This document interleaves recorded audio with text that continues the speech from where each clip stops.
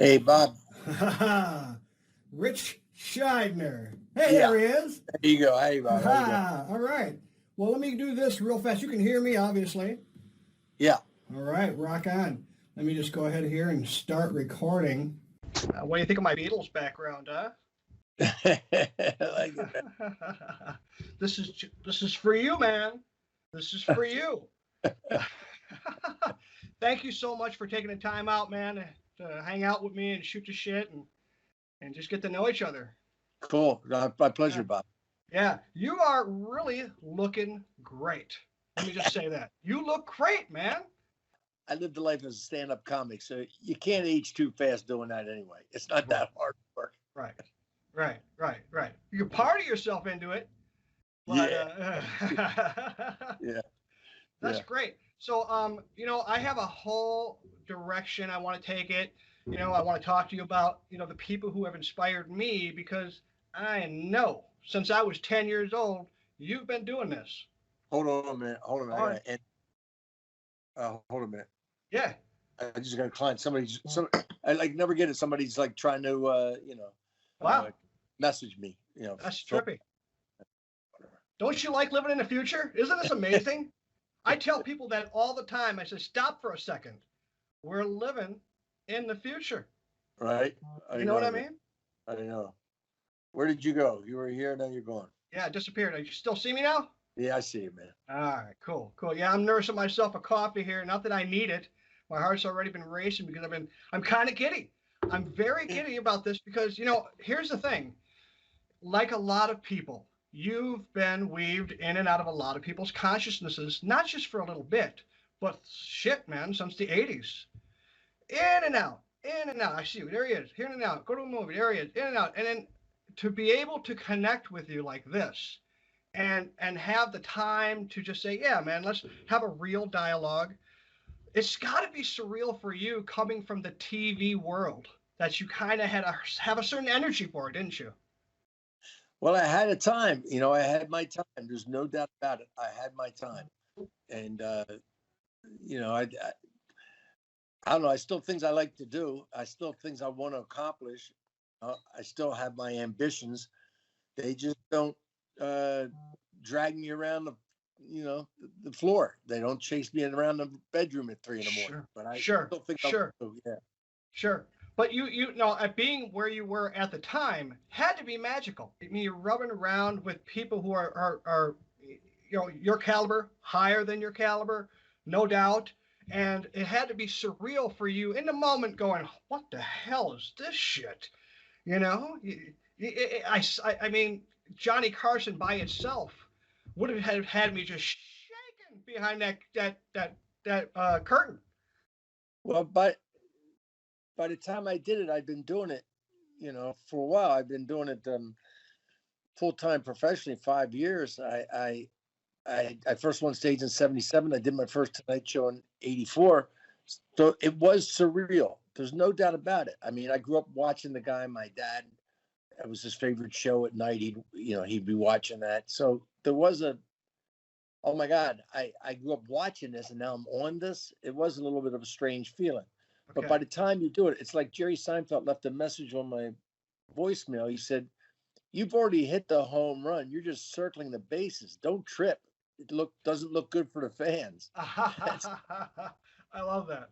That's great. That's the beauty of, I do believe, stand-up comics, is that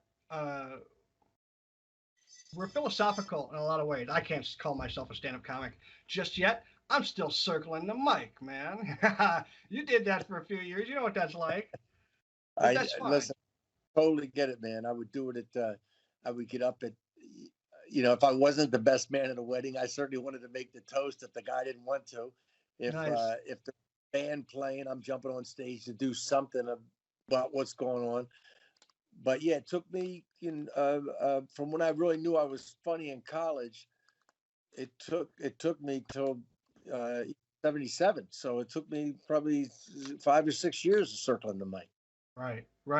And I've done my research, been checking a lot of your videos out. And you just got to love algorithms. As soon as you type in somebody's name, that's it. Boom. You're going to see about 5 more videos coming up right behind that one, which is great. That's what I wanted. I was looking for that. And I saw one where, you were talking about the fact that you almost grabbed a mic and you're glad you didn't at that period, because you never know, you just never know what direction that would have took you had you not had that audience, the way things are in your first time and all that. Yeah, I love that. Yeah, it was 4th of July, 1976, which you remember was the bicentennial celebration.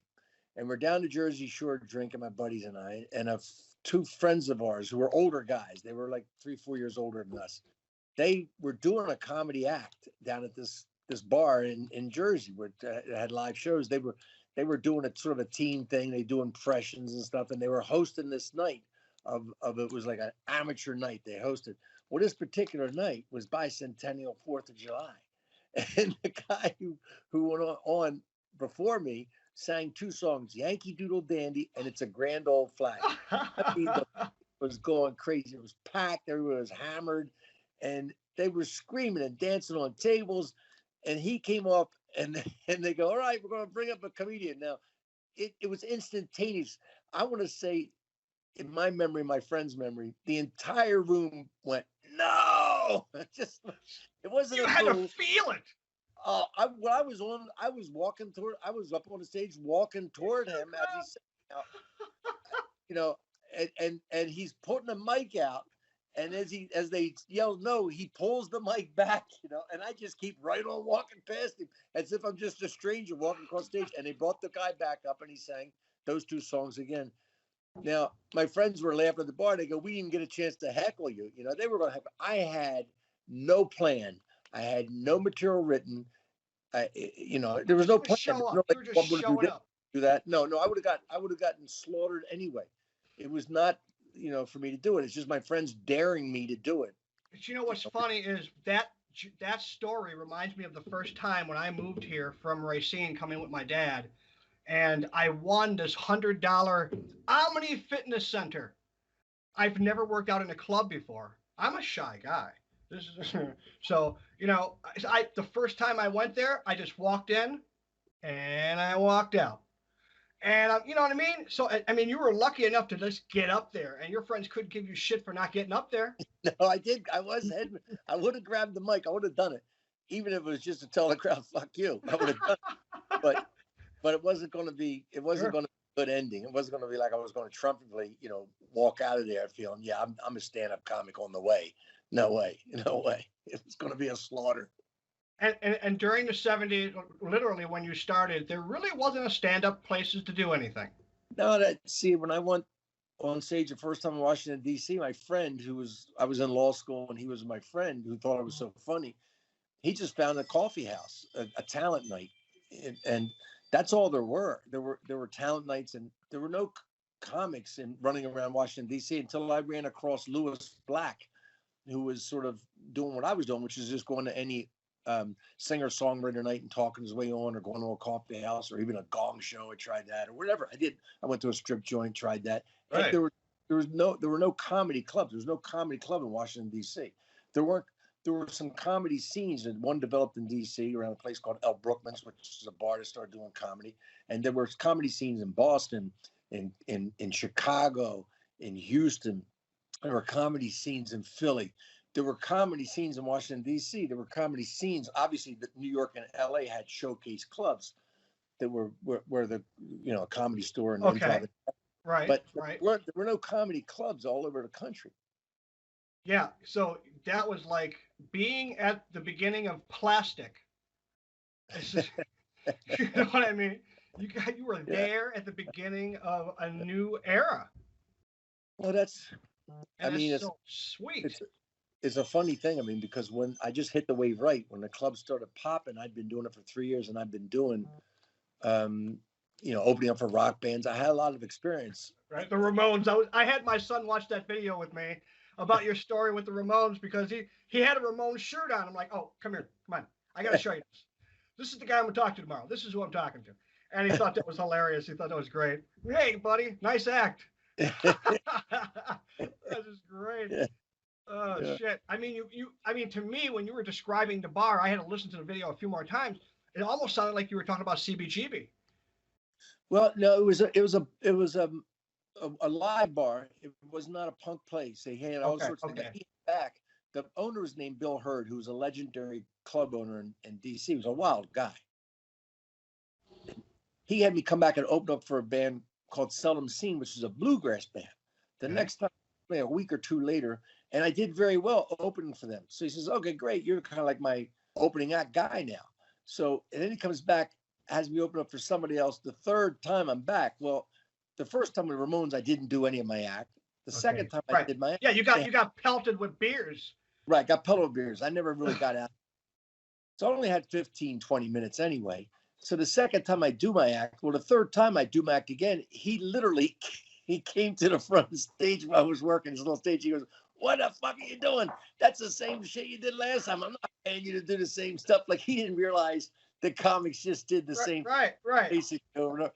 And so, but I started getting opening act work out of that. Then I moved over to the Cellar Door and Blues Alley and these other places. I started opening up bands. Yeah. You know that CBGB originally was country bluegrass blues. That was his idea. Hilly Crystal was like, it kind of went a different direction. Yeah. When I moved to New York City in '79, I lived right around the corner from it, really. I used to go over to St. Mark's all the time. Oh, wow. To hang out. And it was right around the corner from it. And I lived on 6th Street between A and B. So I was not far from it. I went in there a few times. But the energy, man, it was around you. It was a tourist trap by the time I got there in '79. Oh, really? Oh, yeah. It was on the week. The Jersey and the Long Island crowd coming in the weekend to check out the punk scene, which is really kind of moved on by then. But there was some good television. There was some good acts to see there. You know, I tell my son, and we watch that stuff. He's got an old soul. He digs my music. You gotta love that. You're gonna be 21 next month, and I guided him towards moving. He's got 5 bass guitars. Let's just say I'm pushing my kids both towards the arts. My daughter's doing stuff. He's still brooding. Okay, he was a teenager. He was brooding. He's just coming now. I can actually have dialogue with him, which is great. I love that. But he loves the fact that you did this thing with the Ramones. '79. So I went there a few times to see bands and groups, and I can't think of his name now. He was the best guy I saw there was actually, he was a poet. He was really? These people who have died. I can't think of the guy's name right now. But anyway. Not Lou Reed. I mean, he was a singer. No. I saw Lou Reed really. No. This was anyway, it doesn't matter. Anyway, I did go around there, but it wasn't like a regular hangout of mine. But the Comedy Store was a place to hang out. You had to have the experience of the Comedy Store. I did when I moved to LA in '82. In '79, went to New York. The comedy clubs, the showcase clubs were the Improvisation on 44th and 9th. Then on First Avenue around 77th was Catch a Rising Star, and then almost around the corner between 78 and 79 on 2nd Avenue was the Comedy Strip. Maybe I can remember these addresses. That's amazing, man. Right. And then there were little clubs, smaller rooms, not clubs, but smaller rooms where you could go do stand-up comedy. A place called the Triple Inn, which was a bar down by Port Authority. There was a place called Good Times that had like singers and off Broadway singers would come in there, and they'd use comics too. There were places you could go to in the city that were not just strictly the showcase clubs, which by the time I got there were pretty much all stand-up comedy. Right. I know part came out of Catch a Rising Star, but by the time I got there in '79, it really was almost all comics there. Right. In the Yeah, I mean, to me, I was always really enamored with the Comedy Store because if you got your name on that wall, you're it. Yeah. To me, and I'm like, if you've been there and you dealt with Misty, and you dealt with Misty Shore and all those people with their amazing personalities, you're it. Yeah. It was Sam Kennison brought me in there too, and I was friends with Sam. I was there. I don't know how we kind of fell in being friends, and So when I moved to LA, that's where I met him. And then he's the one that said, he's the one you had basically, as I understood it, and I think this has come true, you had to have somebody block for you. You had to have somebody sit there and make Mitzi watch you because there were too many comics who would come around to interrupt her while you're on stage, right? Wow, okay, makes sense. They were blocking you. And so Sam made sure she sat down and watched me, and she dug me in and passed me, and then had me sit down with her and put crystals out to see how my aura would fit into the club. Did you have an opportunity to meet one of my influences, Bill Hicks? Well, he was a prodigy, you know. I mean, he started in as you know the story, he was a prodigy. When I first met him, I think he'd already done. I met him in '82 in Austin, and he was a middle act, but I think he'd already done a Letterman. He might have, because Leno helped him get on. So it was '83, I think he did it. So I met him, and not long after that. So he was on Letterman. He was kind of a straight act, but he was still edgy. I mean, even the stuff had to get like toned down for Letterman. Right. But we hooked up very fast and became friends and toured around together a bunch, did a lot of dates together. And Bill, when he got straight, you know, when he got cleaned up with everything, it was a marvel to see him take off. I mean, he really was coming into his own. I mean, he went over to England and just slayed them. Yes, they loved him there. Yeah, and I think he was finding his you know, it's odd how he found his place. I mean, there's that famous story. I don't know if you know it or not. He was in Chicago playing the Funny Firm, which is a great club, and they were also tied in with the Chicago radio station. I can't think of the name of the radio station. It was the big radio station, Chicago, and a guy named Kevin Matthews was sort of like an afternoon guy, a god, and he really plugged comics and put us on and interviewed us and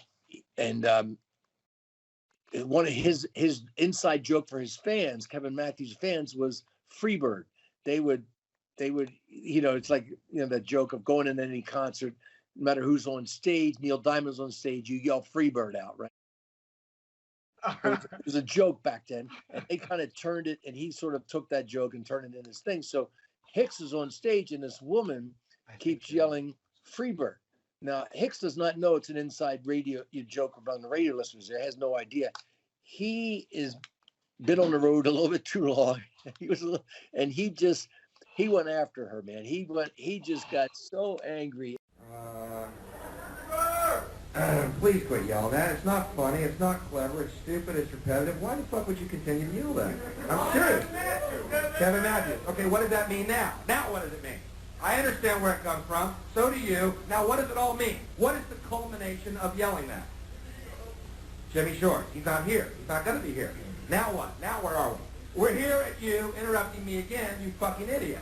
Do you see where we're at? We're here at the same point again where you, the fucking peon masses, can once again ruin anyone who tries to do anything because you don't know how to do it on your own. That's where we're fucking at. Once again, the useless waste of fucking flesh that has ruined everything good in this goddamn world. That's where we're at. Hitler had the right idea. He was just an underachiever. Kill them all, Adolf, all of them. Jew, Mexican, American, white. Kill them all. Start over. The experiment didn't work. Rain, 40 days, please. Fucking rain to wash these turds off my fucking life. Wash these human waste of flesh and bones off this planet. I pray to you, God, to kill these fucking people. FREEBIRD.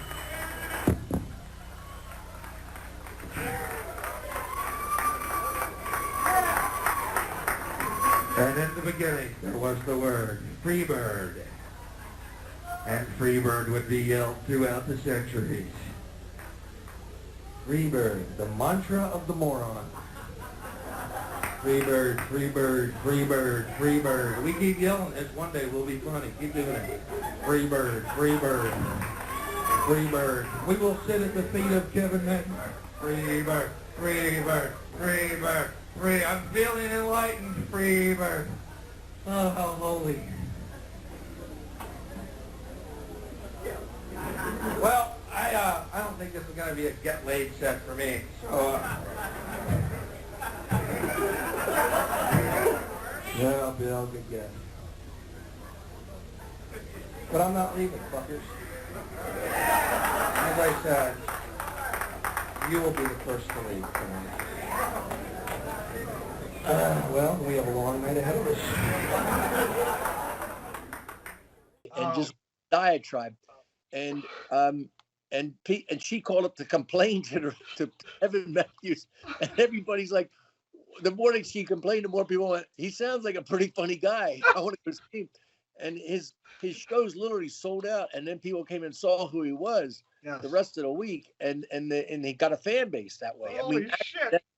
Right? Then he went on Kevin Matthews' show to explain what happened and on. It was just hilarious the way he just found a fan base that people discovered him through this. That's amazing. It's on YouTube. I think it is on YouTube still. I'm going to splice it in this conversation, buddy. Trust me. Oh, God, it's great. Yeah, great. Oh, my God. And it looks so cathartic. He's squatting down. Oh, my God. To just be able to express like that in your own home would be nice. Yeah. He broke virtually every rule that you had back then about dealing with hecklers. You know, never get angry, really angry. Oh, you know, you lose it if you get too angry. Never pound a woman heckler. You can pound on guys all you want, but you got to be kind of careful with women. He just broke every rule, man. He was really angry. He pounded on that woman nonstop. and what's funny is he won him back right after that. Oh no, he was so good. Yeah, he could. Yeah, absolutely. So that's wonderful. That's a wonderful story. That's wonderful that you were there with that. That's amazing. No, I was not there. I heard about it. Okay. That had to really boost the energy, man. That had to boost the fucking energy. Well, you know, amongst the people who were comics back then, you know, you knew Bill, you knew of him, and the guy, and Len Ostrowitz, who owned the club and ran the club, he was a comic himself, so he was a huge Hicks fan before. You know, there were places that wouldn't hire Bill. You know, he'd had a rep on the road. You know, so there were places that wouldn't. He used to walk crowds, man. I mean, he would literally walk them. One time we were working together on the road, and it got to the point where it was like, Bill would go like, I want to close. I said, well, you close some nights and I'll close. You know, we go back and forth. It's not a big deal. And he was on stage one night, and I think it was a Saturday night, second show or something. This is a big show. And he'd been doing great, but he lost his mind. He went into too much getting into Elvis, you know, and he's down in Tulsa. Oh, shit, he went off. Elvis. He's going after religion and televangelists, and he walks the audience. I mean, he literally walks almost the whole crowd. And I got to follow it, right? So I come on stage, he's walking on. After he realized what he'd done, he's like, hey, I'm sorry, man, I'm sorry. You know, that was it. You know, I don't know what it was that made him just need to go through that. But it's almost as if it needed to do it in order to become the guy he ended up becoming. Well, you know, he was a kid. He was a kid when he started. 13. No, he was like 16. 16, yeah. 15 or 16. But yeah, he needed everybody has to find their audience. Hopefully, you know, the audience finds you. Especially if you're something special like him, it takes a little longer for them to find him. And there weren't a lot of, you know, of course, the Rodney Dangerfield specials started breaking comics who were cut off from network TV back then. It was great. Whoever, and with Bill was the same sort of situation. You know, he wasn't getting on Letterman or Carson or anything, doing what he wanted to do when he changed, when he really started doing what he felt like talking about. Yeah, because he was saying, you know, you're really edgy and we love that, but when you come on our show, can you not do any of that stuff? Well, that's but cable TV. That's when Rodney's specials really were the first one that showed the young comedians a way to get an audience and a way to get past the network restrictions of language and content. Oh yeah. So anyway, George Carlin. You must have run into him once or twice. Yeah. At the end, his last two specials, he practiced them. He rehearsed them at the Comedy Magic Club, which is down Hermosa Beach. Great club. Okay. The pandemic finally killed it, I think, from what I heard. But it was a great club. The third paying comedy club in the country. It opened in 1978.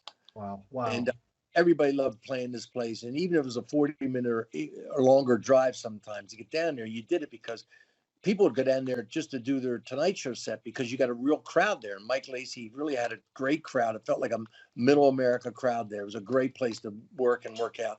Anyway, so we go down, you know, all the comics that I know, we were going down there to watch Carlin do these last two specials, you know. I forget which one it was. I think it was the last one. I got it written down somewhere. But anyway, so, you know, you go watch somebody do something new like that. The first night, you just sit there and watch it like everybody else, like the rest of the audience. I'm laughing. I'm like, oh, my God, in all of what he's doing.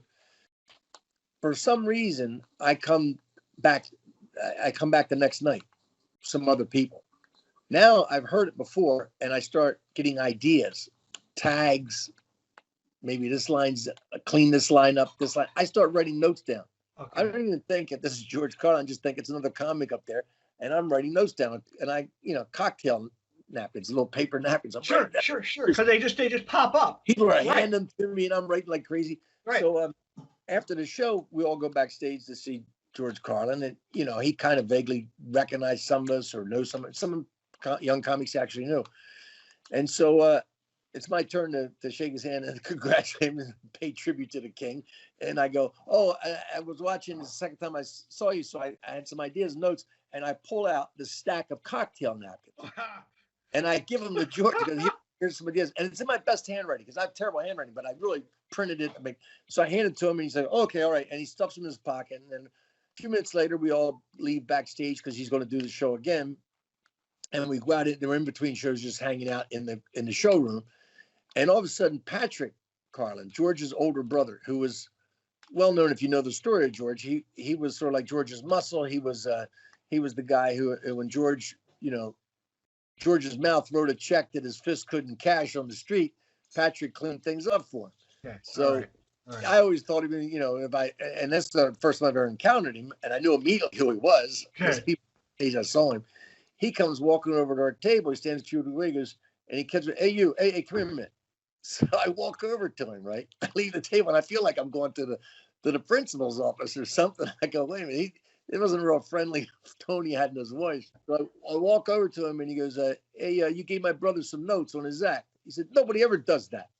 And I thought the next thing was that I'm going to come outside, I'm going to kick your ass. And he just goes, he said, they're pretty good. All right, thanks. And he goes back in. Oh, shit. Well, I felt like I dodged a bullet or dodged a fist or something. But it was like, okay, all right, you know. So that, but, you know, Carlin, look, for my money, there's the Holy Trinity. There's Carlin, Pryor, and Lenny Bruce. That's right. That's the Holy Trinity. I mean, I could list my top 20, and I got reasons. Hell, but, you know, Lenny Bruce, you could say, you know, inspired Carlin.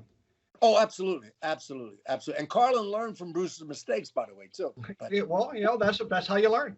What's amazing about Carlin is most comics don't outlive the buying power of their generation. When their people stop going out in nightclubs and all, they're done. You know, when they stop going out to theaters, they're done. So most comics have one generation, the generation they come up with, their generation. Right. Carlin had 4 different generations. George Carlin had 4 different comedic personas. Most comics, one comedic persona, one comedic voice, one time where they are when they come up is who they are for their entire career. Carlin comes up in the early 60s, right? And when he gets out of the team, you know, he's in a team. Mm-hmm, mm-hmm. When he comes out of the team, he's doing Bob Newhart sort of button down mind thing. You know, he's doing very clean cut, very straight and narrow. Danny Kaye, the Indian Sergeant, and all those sort of bits. Then he starts drifting a little bit, you know, and he starts, you know, the WINO, and he starts drifting. Then he comes full blown out, you know, with Class Clown, full blown hippie persona. Hey man, right? Full blown hippie persona.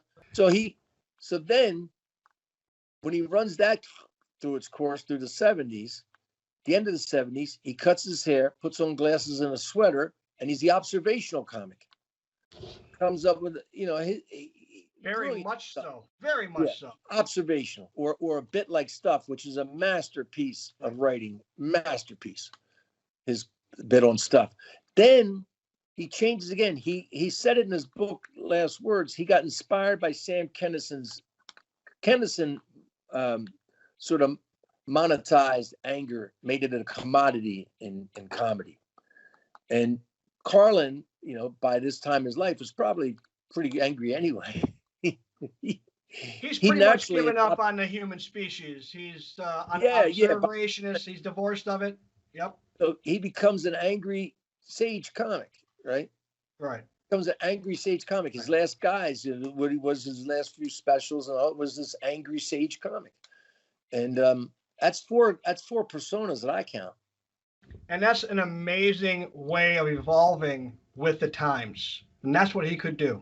That's what he did. That's why he kept bringing in new audience members, younger audience members. I mean, he kept his face, but he brought in new people. Absolutely. Absolutely. Man, that had to be kind of wild, man. Just because you were kind of there in the beginning of his stuff. Was he in Car Wash in 77? I think 77 Car Wash came out. But I was in college in 72 when Class Clown came out.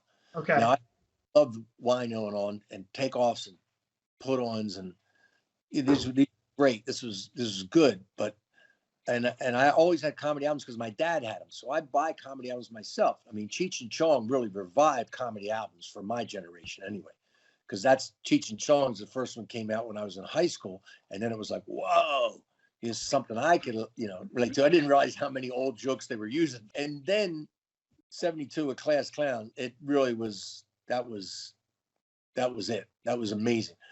Hugely amazing. You know, I had and I couldn't find it all day. Oh, I'll tell you, I'm a little angry, but I couldn't find it. But my Robin Williams album cover and album. And I have to ask, you know, what was it like? What was he like with you in your relationship with Robin? Well, we were friendly. We were friends. We were friendly. And I saw Right. him around a lot. And we had a couple instances, things back and forth. I mean, I'm a big fan of his. I think that he was probably the greatest performer of my generation. I mean, pure performer. He's like, to me, shows that when somebody really wants to laugh, and he wanted to laugh more than anybody, the audience kind of comes to them. Those people who he just give it to me, and they gave it to him. I've seen him do things performance-wise that were just incredible. And I also don't think he gets the credit for the way he changed comedy back in my day. He was the remote control comedian to me, because he flipped around without, he didn't bother with segues or attaching one bit to the last bit. He flipped around like people at home were starting to flip around in the late 70s with the remote controls, going from one station to another. Okay. You know, and this, I like that. That's great. That's a great analogy. To a Cartoon Network, then into, you know what I mean? So he was the first one that was really cut the bits down. The size of the bits went way down.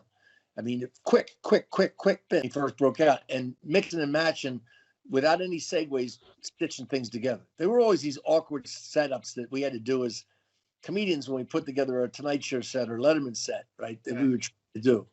And he just ripped that. Who cares? You know, you'd be going like, you just finished a joke about water skiing. You go, hey, that's my water skier. And they laugh, and you go, you know, whenever I got in the water, my hair got wet and it made it tough to comb, so I'd have to go to the barbershop. And then you go to your barbershop. You know? These convoluted, you know, segues. So Robin really got rid of all that stuff. He really just he saw the shortened attention span of the American people. Well, I tell you, he started out as a mime. You know, you had to get people's attention, not saying anything. You get good doing that. You just add sound to him, and he's off to the races. Yeah. Everybody says, well, he was a street performer first. He wasn't out there that long. Believe me, there's very few people that are like Charlie Barnett who can stay out that street and really perform. Sure. You ever hear Charlie Barnett? I have not. He was one of the greatest street performers. And when I first moved to New York, I was broke. I wasn't making money. Somebody said, you know, you should go out in the street. You go out to like Washington Square Park in New York City, and there are these street performers there. You go out there and do stand-up comedy. So I'm like naive. I go, okay, I'm going to walk over to the park. And I walk over to the park, and I find one of the entrances. I'm standing there trying to, hey, how you doing? You know, have you ever noticed on a rock concert, I'm trying to do my bits and nothing, no stopping. Man, you got cojones, man. Yeah, but I didn't know what I was doing. So, of course, the guys all around me are like selling pot, weed, and acid, and I'm there doing. what is he selling anyway? Is that a new drug rock concert? Is that a new... And then I look at the other end of the park, and I see a big group of people, like 80, 100 people gathered around, and then I hear laughter. So I go over there, and there's Charlie Barnett up in a tree on a tree branch. He's standing on a tree branch as a stage and entertaining 80 people down below. He's got nicknames for everybody in the audience. He's mixing and matching. It's all crowd work, really, and he just, of course, slides his bits in. Wow. But he was an incredible street performer. You know, I'll tell you, Greg Dean was telling me how he did the Renaissance Fair for a while when he was just beginning. And you know, he said he would do about $700 a day. You know, well, what was he doing in the? I mean, like Renaissance humor. What was he doing? I guess so. He was juggling, doing whatever he could do. Oh, okay, and, yeah. You know, finding people performing. Yeah, I was never anything but a monologist. When I first started, like I tried being a one-liner like Rodney Dangerfield. I tried, putting in different props like Steve Martin. I tried doing song parodies. I tried everything when I first started, but by the time I got to New York, I was strictly a monologist. Sure. Well, here's the thing. I'm looking at your IMDb. You unclick stuff. There's a lot of scrolling. There's a lot of stuff going on, and you'd be surprised how much you do when you start layering that shit like that. That's amazing. And then I went to your website, ritchshydner.com, and I'm looking on there, and I'm seeing, you know, Jay Leno and everybody talking about, but Foxworthy's talking about how your writing helped him get nominated for Grammys. Yeah. I was writing on Roseanne's show, and the Roseanne show was winding down, and I'd known Jeff since he first started in Atlanta. You talk about a guy who just was a natural, like Robert Redford in the movie, The Natural. That was Foxworthy doing stand-up. Anyway, he's on the parking lot doing his show. Went from ABC to NBC network, I think, or the other way around. Doesn't matter. Okay. So he said, "Hey, what are you doing?" I said, "I'm writing for Roseanne, but they're wrapping up. It's the last season." He said, "Why don't you come write next season for my show? Go write for Foxworthy show." So I went and wrote for that show, and we became even friendlier doing that show. He's a great guy, tremendous work ethic, very funny, very down to earth. Very down to earth. Right. And then he came to me when the show was over and said that, you know, HBO wants me to do a special. Want to help you write it? I was like, yeah, I'll help you write it, but I have all of these jokes that kind of work great that I already know they work out of my act, sort of peeling stuff out of my act, and then he had to put it in his voice. You know, like I'm a South Jersey mushmouth, and he has his accent and his way of approaching. So, you know, but he's a tremendous quick study, and you know, he would have that stuff memorized, and amazing how fast he put the stuff into an act. So he did that. We did two specials, 2 CDs. Wow. That I wrote with him or worked for him, wrote for him. It was fun. Look, it's interesting to watch somebody else get laughs with something you wrote. Right. I mean, it reminded me a lot like Trumbo. You've seen the movie Trumbo? Yeah. And the man had to hide. And you don't want my name on your screenplays, trust me. But he would be winning all these awards as this faux guy. Yeah. You know? But you were obviously given credit. No, Jeff did. He did. He gave me 2 gold records, and wow, very generous in every possible way. Every comic knows it's not the same as when you hear the last when you're up there. It's a whole different approach. Sure. It's a whole different feeling. Sure. Yeah, I mean, the first time I ever did anything with what I was working with was when I recorded it. That was the first time I ever did my act. I haven't gone out because I had a choice to make, and I decided to make that choice. And I know me. I know my personality. If I do something, I'm going to be doing that thing 100%. But I still had some dadding to do. I've been a single father since 2005, and I'm like, well, if I end up doing something, I'm going to be pulled away. Yeah, you can't. There's no way you can go on the road and comedy. It's not a lifestyle. It's a complete, a total obsession, mind, body, spirit, and that's the only way to really make it. In my immersion. Fully immersed. Look, there are people who are hobbyists now. There weren't hobbyists back when I first started. They didn't get staged. There weren't amateurs back then. You're either serious, you're doing this shit, or get out of here. It's it. Right. That's it. You had to do the hang. You couldn't even get on stage until you just hung out night after night after night, and then you go on stage at 2 a.m. It's a whole different. Help sweep up the place. Fucking help out here. Come on. You did the right thing. You can't. look, when I had kids, it's just a different shift. You know, comedy works best when you're in a teenage mindset, you know. Okay. Right? Everything that I say is the truth, and everything, the only thing that matters in the room, you really have to have a teen mindset. There's a great, I got a review of Mark Twain in 1871 in a Brooklyn newspaper. And it says, he's not as funny as he was the last time he came through since he got married and had a kid. Interesting. When you do that, you add some seriousness to it. So now you can work around that gravitas and all, but he didn't see the same guy as before. Right. Yeah, Twain became more than just a lecturer or stand-up comic, what he was doing back then. He became one of the greatest writers in American history. Yeah. But I'm just saying, there is a thing there you have to be prepared for that change that kind of responsibility of having a kid puts on you, and Right. puts on your. Right. So I also wanted to talk about the fact that you brought him up because Artemus Ward was his mentor. That's Samuel Longhorn Clemens, man. I know the number 1835. He was born. Artemus Ward's an interesting fellow because I remember watching you talking to a dude about him almost getting his own audience shot if they laughed. Yeah. He was. You got to remember, the comedy was just a small little part of any kind of show back then. And Artemus Ward started doing stand-up comedy in 1861. He was born in 1834. He was 1 year older than Twain. So, and they met up in Virginia City when Artemus Ward was doing a Western tour. But when he first started doing it, you didn't have a whole show of comedy. That was considered rude. To laugh too much meant you were laughing at somebody, and that was considered rude. So comedy was just a small thing added. They didn't have the paradigm of comedy like that. No, they didn't have that whole thing. So, and he was doing a parody of a lecture series. So some people, young people got it. Young people got what he was doing, right? All funny. He went on stage with the intent of making them laugh, sure, as long as they can. That was his dogma. So he would go on stage, and sometimes people would be like, "This is frivolous. I mean, we're not learning anything here. It's supposed to be a lecture." And he went on stage out in out near Lake Tahoe, someplace out there. And it was a tavern owner, a guy who had thought he's going to have a lecture. This Artemus Ward's a famous lecturer. That's how he's billed, right? But people who knew what he was doing is doing funny because he was a funny writer. So he comes in and starts doing his lecture. And the first time the audience laughs, the tavern owner comes to the front with a gun, shoots it in the ceiling and says, "The next one of you who laughs at this man is going to get shot." And of course, Artemus said, "Well, they didn't laugh at anything I said the rest of the night." Man, that had to suck for those that really, really wanted to, though, man. There had to be some clear, coherent thinkers in that audience. It was just a different thing. There's a story that there's just so many great stories about this guy. He was every bit of a comic. I mean, every bit of his personality.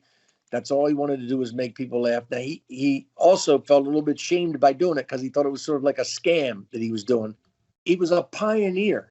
And right. So there wasn't any context for anybody else doing what he was doing. And he realized he wanted to, when he met Twain, they had a week together. They hung out in Virginia City. Twain was a huge fan of his. They became friends. And in fact, Artemus Ward got Jumping Frog of Calaveras County published. He took it east with him to his publisher in New York. He sort of started Twain off on his writing career. Not that Twain wouldn't have done it anyway eventually. But when they parted ways, Artemus Ward said to Twain, he said, I've taken this sort of little scam I'm doing here about as far as I can. And when I got to do something that has some lasting value, I'm going to write something with some lasting value. And Twain said, what would that be? And Artemus Ward said, a lie, a big lie. He was going to write fiction. He wanted to write. Twain got in and obviously made himself famous by doing that. Mm-hmm. But he was every bit of a stand-up comic, Artemus Ward was. Wouldn't that be an interesting movie bio? I wrote it. I wrote a script. I already have a script written. Oh, that's beautiful. I'm trying to get it around, but I have not sold it yet, but I have a script written. Oh, that's wonderful. Stuff. I mean, he was a very funny guy and a wild guy off stage. Wild guy. I mean, he had promiscuous? Oh yeah. He had tuberculosis from an early age, so he knew he couldn't smoke. He knew he had a lung problem. They didn't even diagnose it. They called it consumption back then. they hadn't even named it yet until he died. It was about when they named it tuberculosis. So he ate hashish. He didn't smoke it. He ate it. Okay. They called him a lotus eater. Back then they called guys lotus eaters. You well, they say that's the best way to consume it.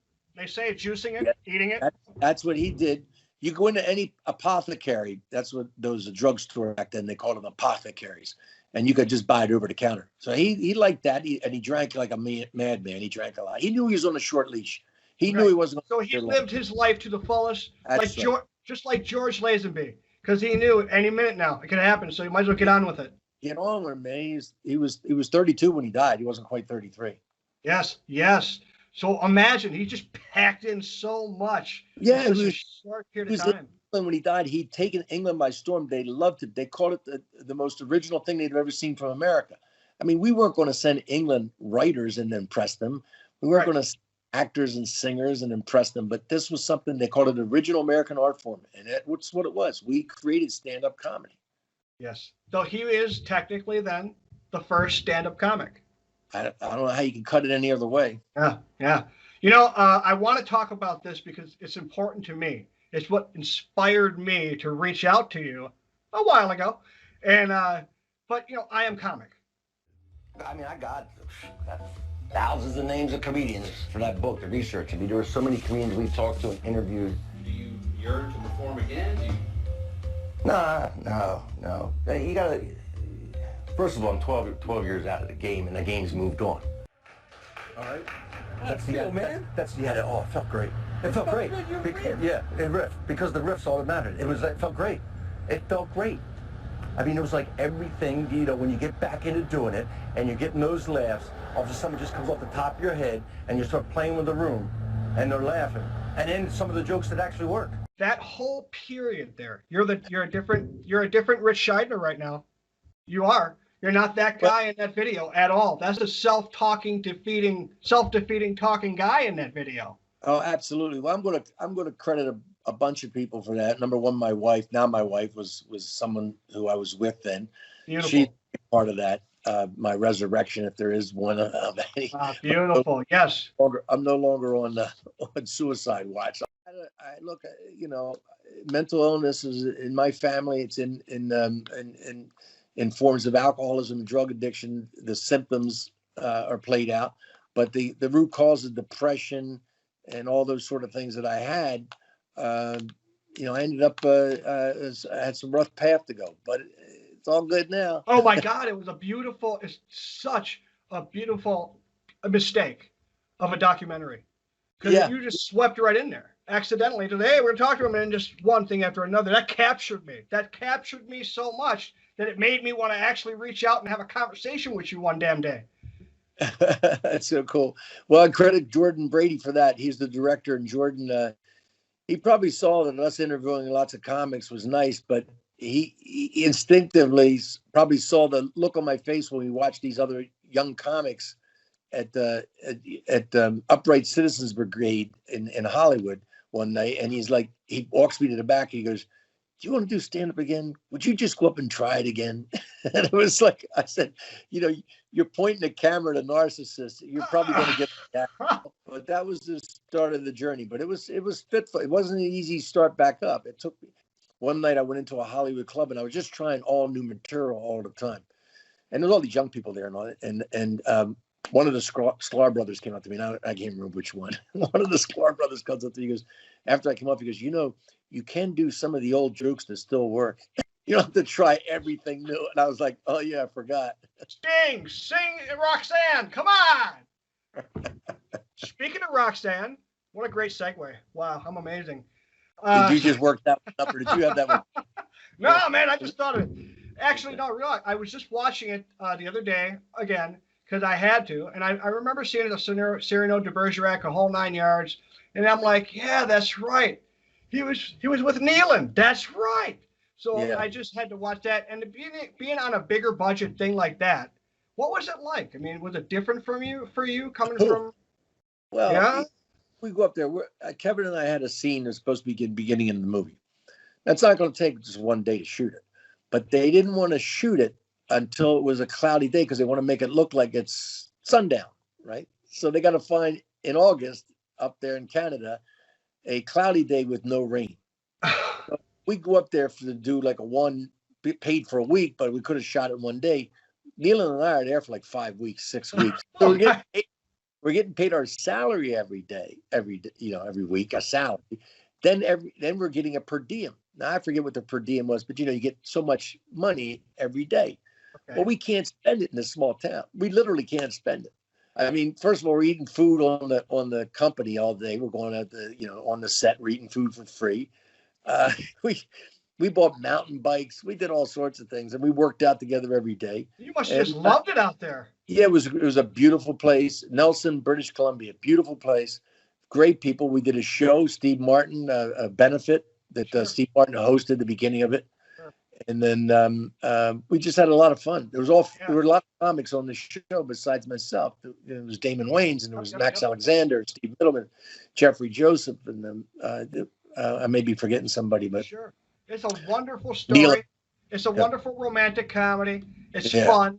That's great. It was and Kevin Nealon, actually, interesting that you would say that you guys did biking, worked out and stuff. Kevin Nealon now has his podcast where he walks around making his guests run out of breath while they talk on a path in the mountains and shit.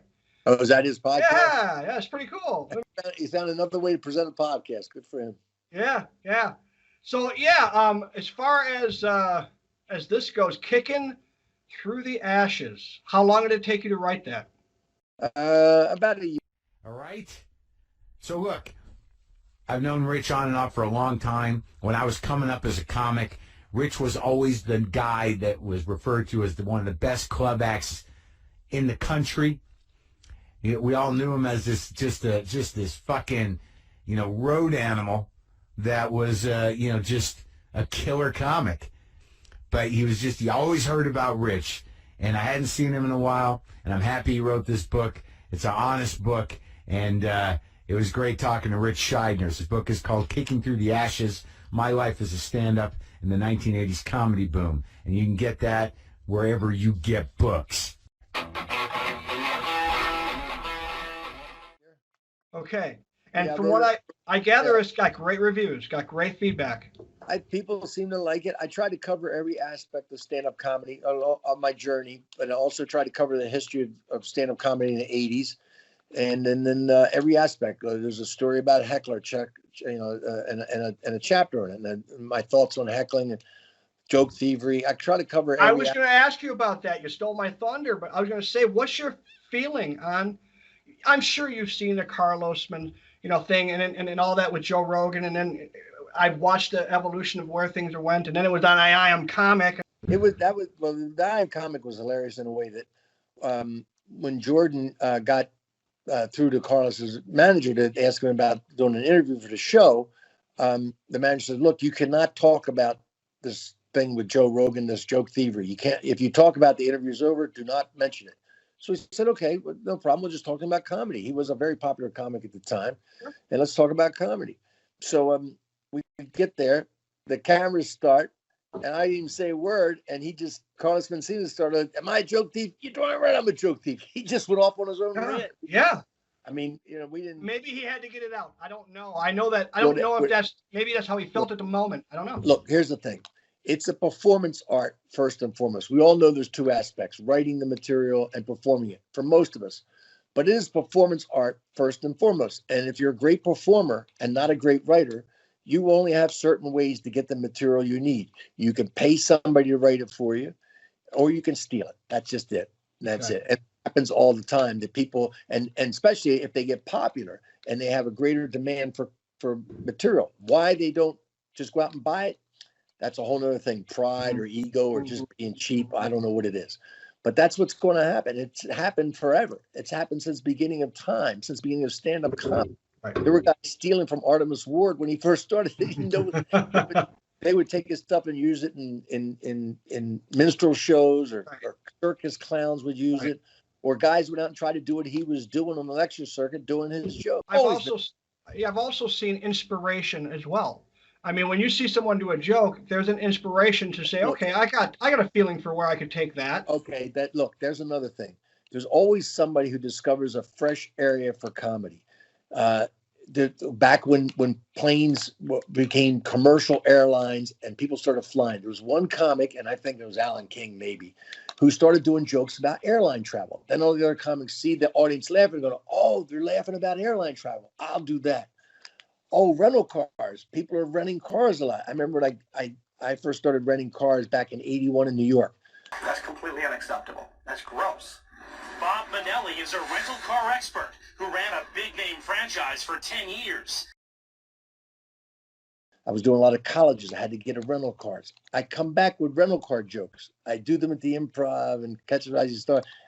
I'd never seen anybody do rental car jokes in our generation right there. I come back, next time I come back off the road, everybody's got their version of rental car jokes. That's not thievery. That's just, you're inspiring them. There's a new vein of comedy that people will jump into. Right. I'm talking about taking a bit, like the premise and the punchline, not just taking a premise and finding your angle on that premise.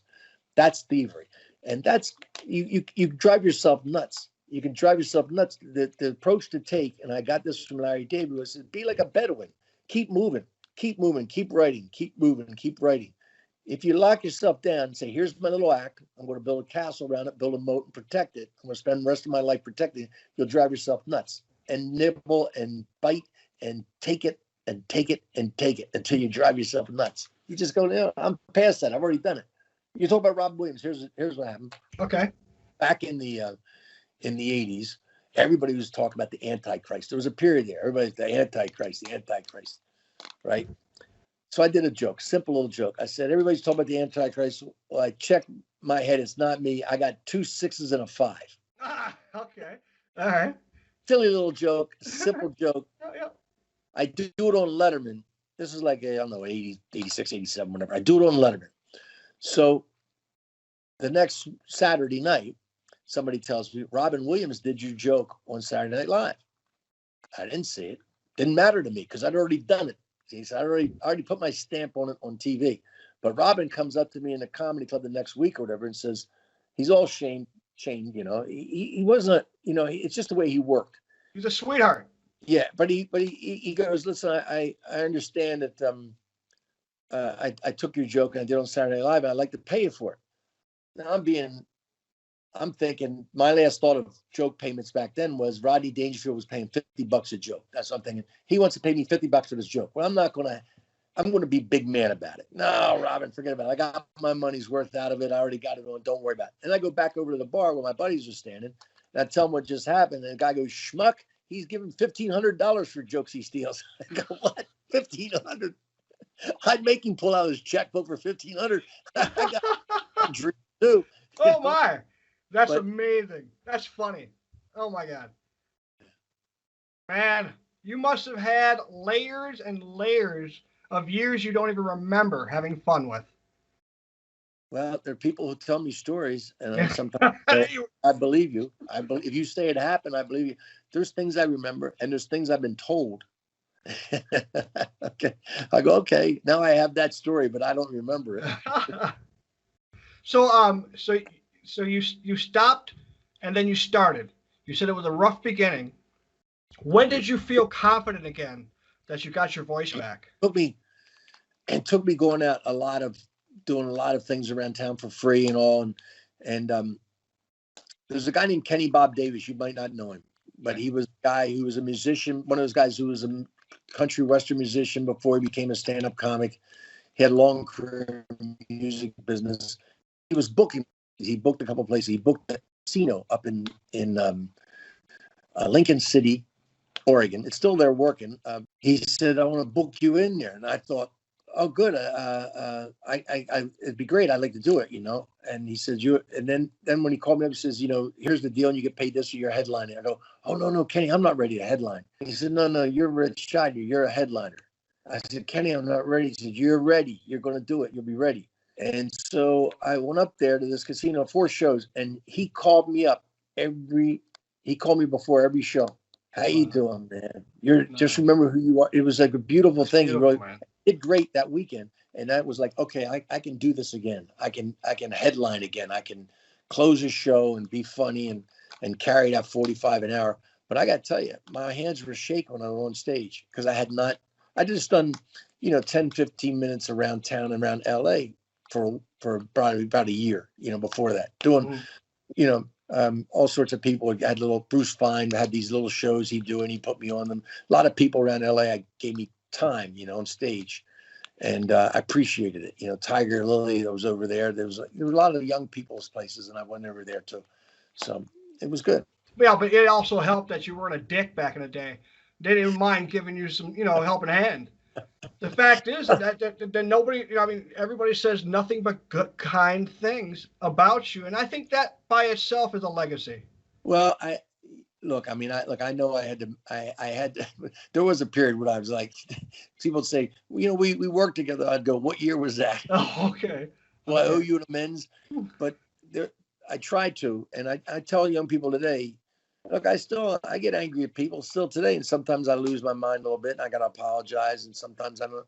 But I try to tell them, be nice, because the people you work with when you're coming up, they're the ones that are going to get you all your jobs. They're the ones that are going to help you more than any agent ever helped you, because some of those comics are going to become stars. They're going to have their own shows and all. I mean, Foxworthy knew me from when we hung out a little bit. He worked together back in Atlanta a couple times when he was coming up before he was a headliner. And I was good to him then. I was nice to him. So he knew I wasn't a dick. Right. And he knew I was funny and hired me for a show. Roseanne did the same thing, hired me for her show, just based upon, knowing who I was. Ed O'Neill seems like he was a pretty down-to-earth guy, too. Ed O'Neill's great. Yeah. I'm always happy for his success. He helped me so much in that show. Look, I was not a good actor, but I was getting better. And I attribute so much that to Ed O'Neill. He would encourage me. He would give me tips. He's a very generous performer and a very funny guy. And I'm always happy he's doing well. Yeah, he's a beautiful person. And if you ever have a problem, he can kick anyone's ass for you that you need. I mean, the guy got a triple black belt of whatever the hell he's doing now. I don't know what he's doing now, but he was a football player in Youngstown State in college. And he tried out for the Steelers before and then he went back and worked in I think a steel factory in Ohio before he went into New York to go into acting. So he's familiar with hard work. Yep. He knows what it's all about. You are one of the hardest working guys. Well, you were one of the hardest working guys. I'm sure you're still doing what you're doing. I don't see any retirement going in. It's not going to happen. You lose your mind. You don't want that. I'm doing what? Yeah, I like what? I like to perform, stand up. I like to write. That's retire from what? You're retired in my business when they no longer offer you any work. Oh, I guess. Yeah, you said you're a better writer than a performer. You said that. You still feel that way? Oh yeah. Yeah. I have limited skills as a performer.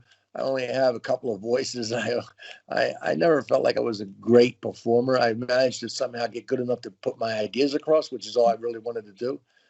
But looking back, be honest, I did not have the ability to sit down and work through things, rewrite. Did not have the patience for it. So stand-up appealed to that immediate feedback that I wanted, that immediate, Sure. How was your family in the beginning, supportive-wise? Are you kidding me? I was the first one of my family to go to college. Now I'm going to law school. They think I'm going to come home. And believe me, I have a lot of family members who could always use a criminal attorney home and help the defendants in my family. And now next thing you know, I'm like, no, I'm going to be a comedian. Look, when I was growing up, my dad was the loud one, the big voice, and my mom was the quiet sniper. When I told him that I was going to quit law school and go to New York, my dad, he was like speechless, and my mom screamed, "What are you, an idiot?" It reversed. Yeah, completely reversed, man. She just screamed at me, "You're crazy." How long did it take you to get the nerve to tell him? It took a little bit of nerve. I had to do it though. I was going. I decided I was in '79, the beginning of '79, that I was moving to New York, and I moved to New York like January, February '79 in the winter, and I had to tell him. I did get my law degree. They sent. Apparently, I had enough credits by then to get it. I'd done volunteer work for this woman in the National Prison Project, and she somehow managed to get that turned into college credits for me. So I do have a degree from George Mason University Law School, but I got bit by the comic bug. No, the laughter seduced me so much. Yeah. Thanks, man. I appreciate that. So what are you doing now? You're doing a teaching thing? You got... I'm teaching a class of Jim Mendrinos, who's I think he works for Broadway Comedy Club, and I'm teaching a class with him, which I never thought I'd do. I did it once, but I just developed my own thing, and the first class went well. Second class is Sunday. I'm also doing a show on the history of stand-up comedy. Right. I was going to ask you about that. You stole my thunder again. That's why I wanted to talk about Artemus Ward with you, because I knew you were really getting into it. I'm like, oh, shit, he didn't really get deep into Artemus. So I'm glad we got to talk a bit about that. Yeah. So that's doing that show. And that's awesome. I'm writing some other things, but that's what I like to do. Look, the pandemic was not a good time for performing, but it's been a great time for writing. So I've done a lot of that. Yeah. And as you know, it's wonderful, that fact, and I do want us to give props to your wife. Because I think that any guy could do anything with a good woman by his side. I really believe that. With a good woman by your side, a man can do anything. I didn't even know this feeling was possible. I didn't know my idea of love. I only had two modes of love, and that was lust and disgust. So I didn't know that this kind of contentment, that this kind of love was possible. So yeah, it's beautiful. So when you teach people, do you give them an opportunity to perform? Oh yeah, we're doing that. The third week is all about them coming in with a set, and then we go over it. That's wonderful. I like doing that. That's how this started. I did this panel, and Jim asked if I do this thing where I would take 5 people, and they really liked what I was doing in the panel. And I did 5 people in their sets and punched it up. Now I do this privately with people. And I have a fee for that. Sure. And this is just something I did for free, and I really enjoyed it. And then he said, those people asked if you would teach a comedy class. These are people who are doing stand-up. They're not people who've never done it before. They were doing it a year, 2, 3 years, whatever. And so I said, yeah, let me put something together. And then I said, yeah, I think I can put something together. And I did. And then we're just moving through it. But they are going to perform in this class. They're going to perform. And I think obviously they'll perform live somewhere, but not with me. They're already performing live when it comes back out. They're just looking to improve what they're doing, and I can give them some tips and some advice and make them look at some things maybe they haven't looked at. It's not like I have rules. It's not like the Shydner method, because stand-up comedy. Sure. But there's some things, principles and things I've learned or whatever. I bet you it's going to be neat seeing what it's like to help people find their voice. It's fun. Yeah.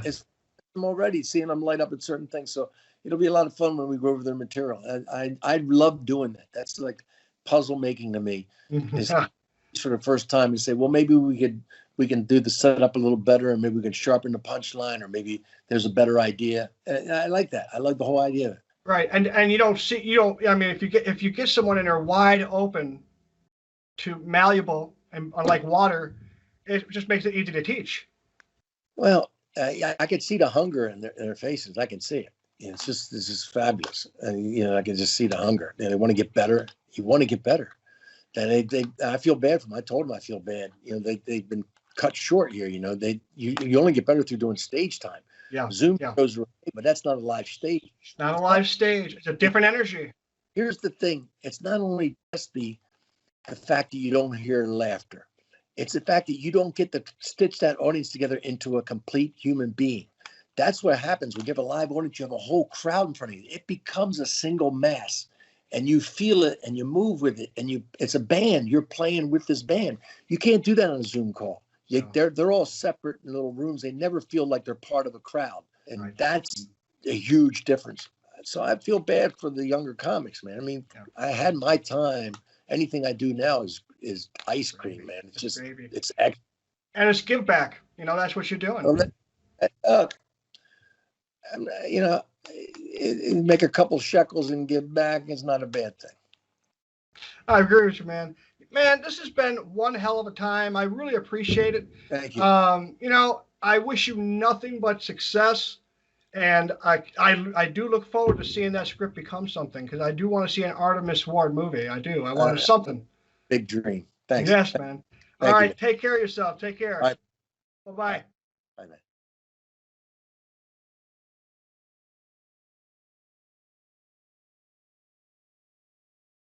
That's Noah. Thanks for sharing with us, man. That was great. Thank you. And afraid. I get it, man. I get it. I can be naked and afraid and I don't even have to leave my house. Yeah, you got to stay away from those mirrors. It can just be pure sadness. I'm in total denial of who I am. And when I look in a mirror, every time I go, oh, shit, that's me. Isn't that great? All right. Our next performer, ladies and gentlemen, our next performer builds homes from recycled plastic bottles, trains dolphins, and is a Rhodes Scholar. Put your hands together for Brother Bob! All right, cool. Wow, this is the first time I've ever done this. So bear with me, because I said if I was ever going to do this, I was going to share a poem I wrote when I was 12 years old. Now, it's been a while since I've said it, but the last time my mom heard it when she was alive, she liked it.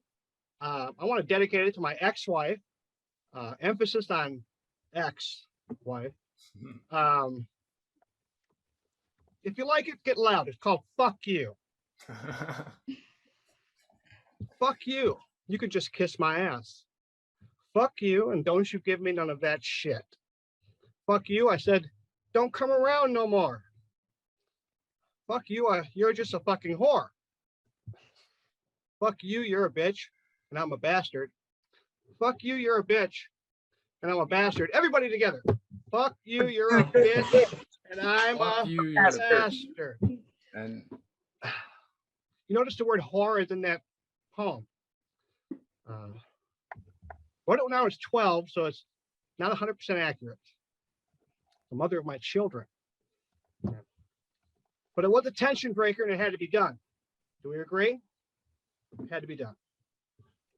All right, so how many people here have older brothers and sisters? Older. Good. All right, Noah, how much older is your sibling? 3 years. Oh, 3 years. Okay. All right.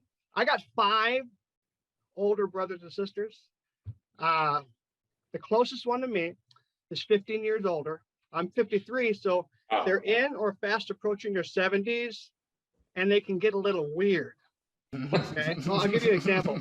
See, I like to meditate, you know, in my usual fashion. Yeah. All right. So Thursday, I was meditating, you know, my usual fashion, reading my favorite book in my chair, my favorite chair, actually. It's about 11 o'clock. I got a knock on the door, and it's my brother. It's my older brother. So I'm like, cool, what's up? And he gets all mad at me, and he walks right past me, says, we got to talk. And he sits in my fucking chair. I've been meditating, so I'll just roll with it, right? So I'm like, all right, what's up? I don't like your attitude. It's only been fucking 5 seconds, man. And then he goes, what do you want to do with your life? And right there, at that second, I thought I was in a Twisted Sister video. Have you ever seen a Twisted Sister video? The dad says, what do you want to do with your life? And the kid goes, I want to rock. But I didn't answer it like that. I answered his question. What do you want to do with your life? I said, be happy. And that pissed him off. Then he poked at me and says, I don't think you understand the question. I said, I don't think you understand life is for being happy. Case fucking closed. And that's my time. Oh. Ladies and gentlemen, Brother Bob. Catching me off guard with your cue, buddy. Catching me off guard. It's okay, though. It's an open mic. It's all good. That was fun, man. That was fun. I especially like the poem. Most of us relate to it, and you might actually have the record for the most fucks in a poem. It's a real good chance. It's just a piece. Also, a very appropriate shirt. If you can't do this to the one you love, you're not connected. All right, here we go. We're going to close out the show right now. This next performer is a stunt car driver, a puppeteer, and an entomologist. Please welcome Sarah Thompson. Thank you. I know you're thinking, how can a 14-year-old be all three of those things? But all right, guys, hope you enjoyed tonight. As always, it was colorful. It's always colorful. We hope you will make this the most unpretentious open mic around. Just come here and fool around with us and screw around. That's what it's about, everybody. Check it out. Let's talk about what we learned. We learned things tonight. We learned about a man can powder nuts and change a diaper, and it's redundant to be naked and afraid. We learned about a really long fuck you poem, and you're a bitch and I'm a bastard. We learned about a virginity in a small box in a cornfield in the Midwest, and OCD is Orange County delusion. And lastly, we learned that a poop emoji tattoo looks just like shit, and if you have a fat little worm on your chest, you're gonna get attacked by birds. It doesn't get better than this. It doesn't get better than this. Go to any other open mic and check out the themes they talk about. We have a small crowd and we still had great themes. Round of applause for Noah, Brother Bob, Sarah, and Summer